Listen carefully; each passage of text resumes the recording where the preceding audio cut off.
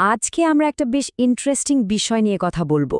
ধর্ম, লিঙ্গ আর রাজনৈতিক নেতৃত্ব, এই সব কিছু নিয়ে একটা নির্দিষ্ট টেক্সট কি বলছে, চলুন সেটা একটু ব্যবচ্ছেদ করে দেখি। সো একদম শুরুতেই যে প্রশ্নটা আসছে সেটা হলো, ইসলাম কি আসলে নারী নেতৃত্ব নিষিদ্ধ করে, নাকি এর পিছনে অন্য কোনো রাজনৈতিক হিসাব নিকাশ আছে?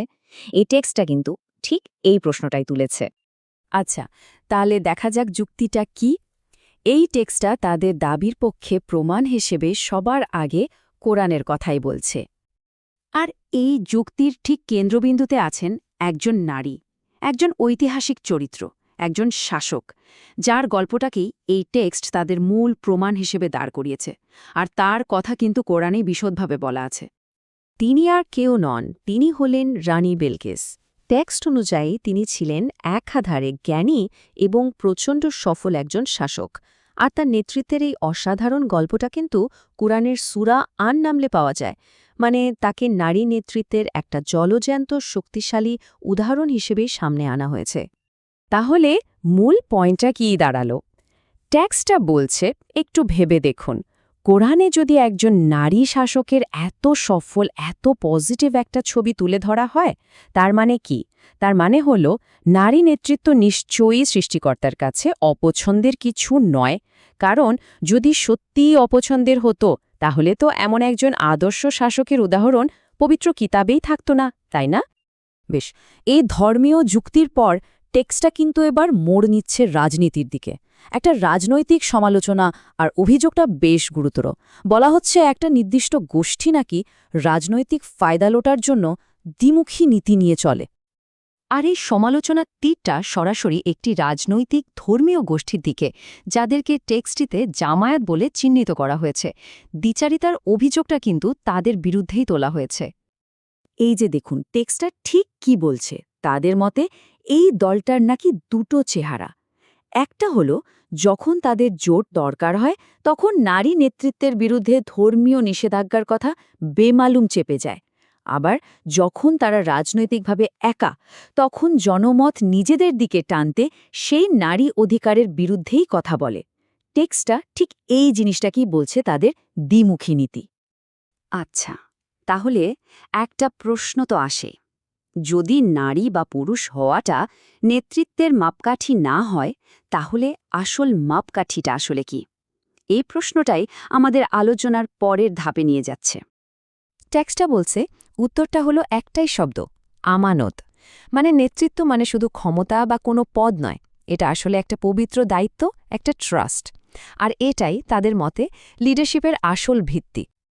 আর এই ধারণার সপক্ষে কিন্তু টেক্সটটা কোরআনের সূরা আন নিসা থেকে একটা আয়াতও তুলে ধরেছে, যেখানে খুব পরিষ্কার করে বলা আছে যে এই আমানত বা দায়িত্ব যেন যোগ্য মানুষের হাতেই দেওয়া হয়, আর বিচার করতে হবে ইনসাফ বা ন্যায় বিচারের সাথে। আর এটাই হলো আসল পয়েন্ট।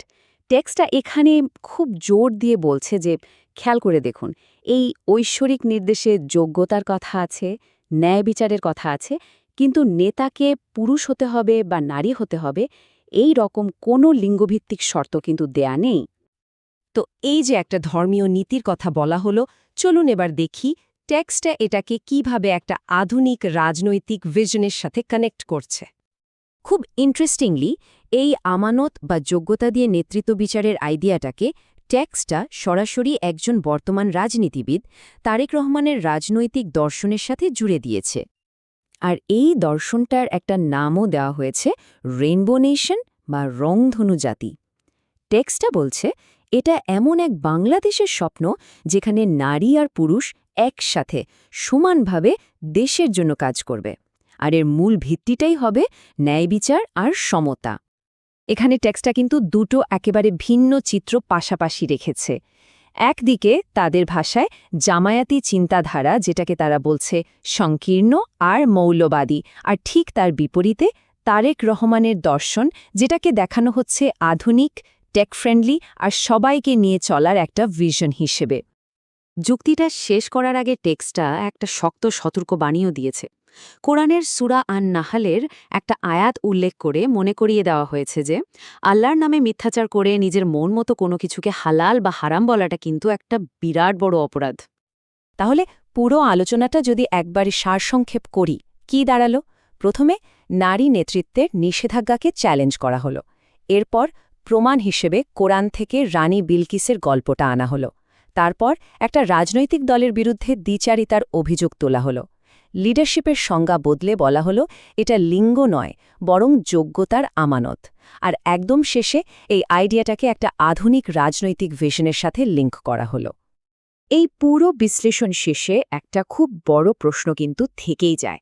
যখন ধর্মগ্রন্থকে আধুনিক রাজনীতিতে ব্যবহার করা হয়, তখন এর সঠিক ব্যাখ্যাটা আসলে কোনটা, আর সেই সিদ্ধান্তটা নেওয়ার অধিকারী বা কার?